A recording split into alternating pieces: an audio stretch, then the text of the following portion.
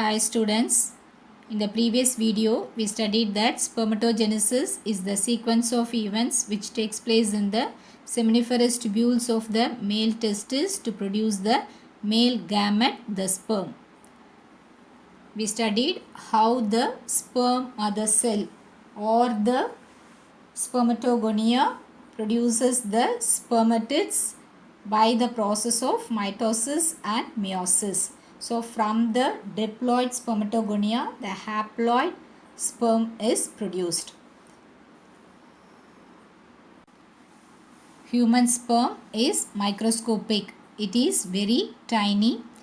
It is the smallest human cell. It is flagellated and a motile gamete. So the tail in the sperm helps to move. So the motility, so ஒரு மேலோட ஃபர்டிலிட்டியை வந்து அந்த ஸ்பெர்மோட மொட்டிலிட்டியை வச்சு தான் வந்து determine பண்ணுவாங்க. The whole body of the sperm will be enclosed by the plasma membrane. So எல்லா செல்லுலேயும் plasma membrane இருக்கிற மாதிரி ஸ்பெர்ம் செல்லையும் பார்த்தோம் அப்படின்னா அந்த செல்லை என்வலப் பண்ண மாதிரி பிளாஸ்மா மெம்பரேன் இருக்கும்.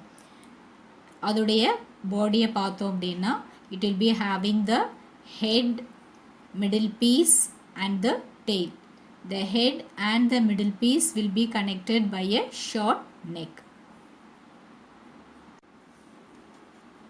The head consists of two parts, acrosome and the nucleus. So this is the head region. So I have marked here.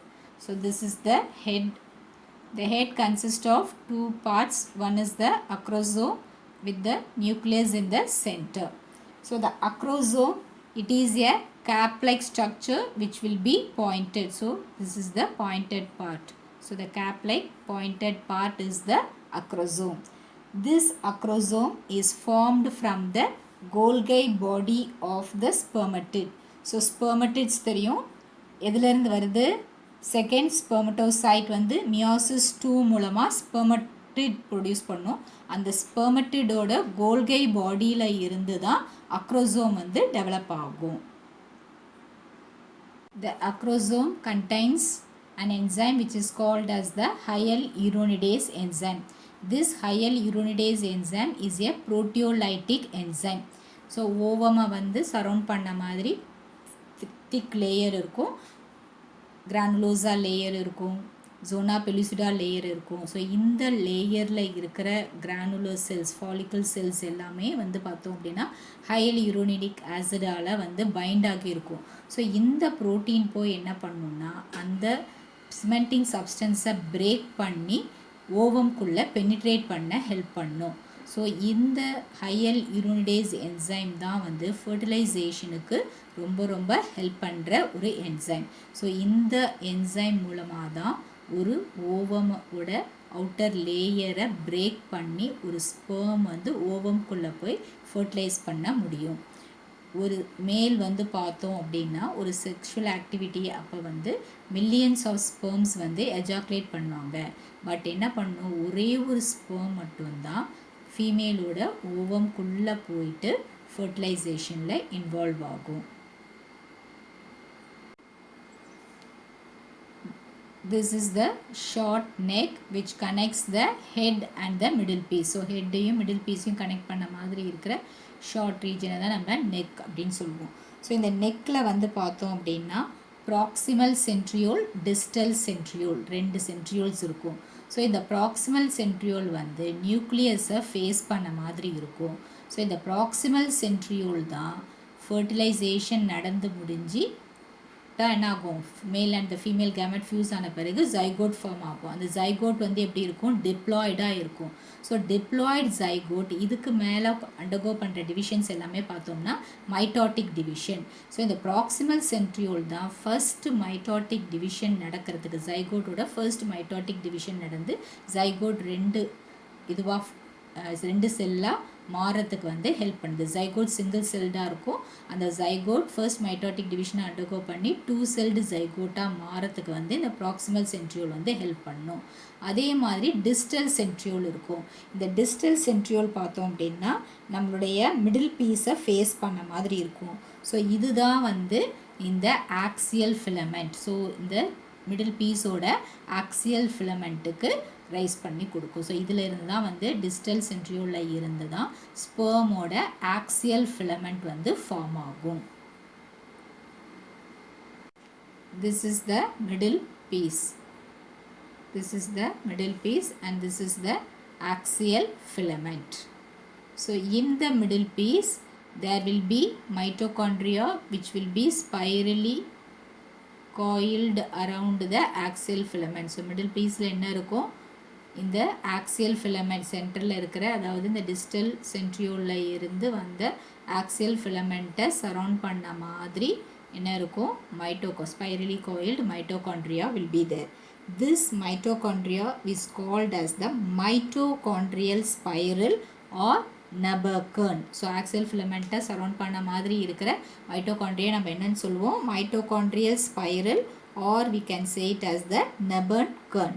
So this mitochondria only will be providing the energy for the motility of the sperm.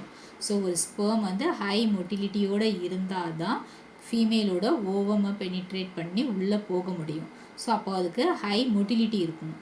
அந்த மொட்டிலிட்டிக்கு energy தேவைப்படும். அந்த எனர்ஜியை எது கொடுக்கும்னா இந்த axial filament ஸ்பைரலாக coil பண்ண மாதிரி இருக்கிற mitochondria, that is the mitochondrial spiral or the நபர்கர்ன்.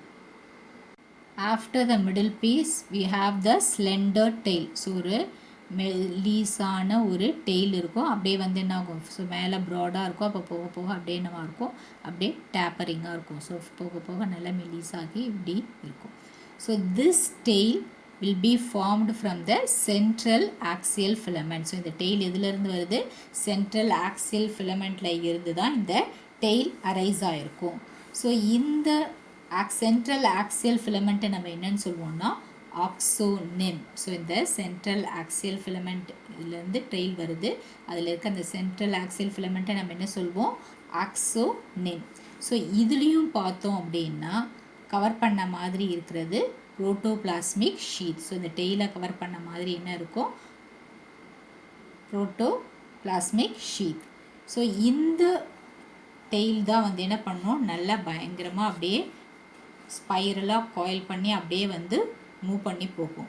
So this lashing movements of the tail only will be helping to push the sperm forward. So ஒரு ஸ்பெர்ம் வந்து ஹை மொட்டிலிட்டியோடு போகிறதுக்கு இந்த டெய்லோட லேஷிங் மூமெண்ட்ஸ் தான் வந்து ரொம்ப ரொம்ப இம்பார்ட்டண்ட். ஸோ ஒரு மேல் வந்து ஒரு செக்ஷுவல் ஆக்டிவிட்டி அப்போ பார்த்தோம் அப்படின்னா 200 to 300 மில்லியன் ஸ்பெர்ம்ஸ் அந்த சீமனோட கலந்து they will be ejaculating. So ஒரு இவ்வளோ ஸ்பெர்ம்ஸ் அவங்க வந்து இது பண்ணாலும் அதில் 60% தான் வந்து பார்த்தோம் அப்படின்னா நார்மல் ஷேப்பில் இருக்கணும். சிலது பார்த்தோம் அப்படின்னா டெய்ல் வளராமல் அந்த மாதிரி மொட்டிலிட்டி இல்லாமல் அந்த மாதிரி இருக்கும். ஸோ 40% ஒருத்தருக்கு வந்து ஹை மொட்டிலிட்டி ஸ்பெர்ம்ஸ் இருந்தால் தான் அவங்க வந்து ஒரு ஃபர்டைல் மேல் அப்படின்னு சொல்லலாம். ஸோ ஒருத்தவங்களுடைய ஸ்பெர்ம் டெஸ்ட் எடுத்து பார்த்தோம், சீமனை கலெக்ட் பண்ணி அதை டெஸ்ட் பண்ணி பார்த்தாங்கன்னா அதில் தெரியும் ஸ்பெர்மோட motility.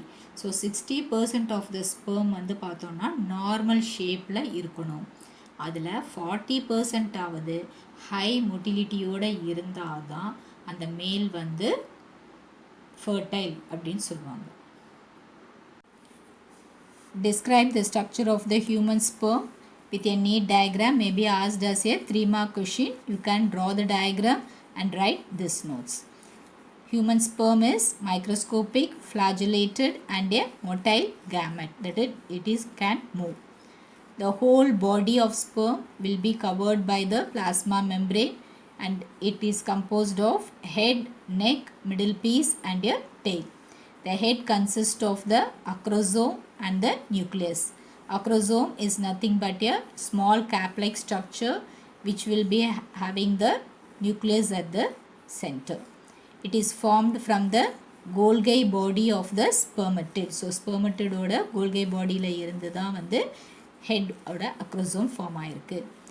This acrosome will contain an enzyme which is called as the hyaluronidase enzyme, which is a proteolytic enzyme.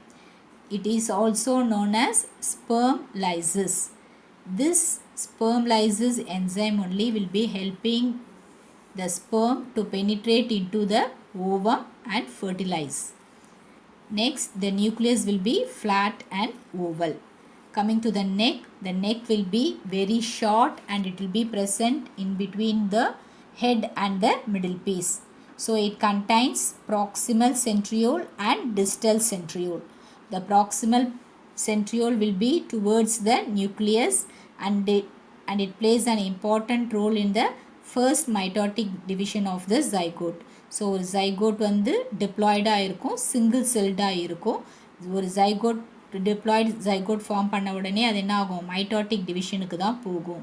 So அந்த ஃபர்ஸ்ட் மைட்டாட்டிக் டிவிஷனு அண்டர்கோ பண்ணுறதுக்கு இந்த proximal centriole will be helping. The distal centriole only give rise to the axial filament of the sperm. The middle piece has the mitochondria which will be spirally twisted around the axial filament and it is called as the mitochondrial spiral or the Nabern kern. Middle பீஸோட axial ஃபிலமெண்ட்டை ஸ்பைரலாக twist பண்ண மாதிரி mitochondria இருக்கும். அந்த mitochondria என்னன்னு சொல்லுவோம்னா mitochondrial spiral or the nebenkern அப்படின்னு சொல்லுவோம். இந்த நெபர்ன் கர்ன் தான் ஸ்பெர்மோட மொட்டிலிட்டிக்கு தேவையான எனர்ஜியை ATP ஃபார்மில் கொடுக்கும்.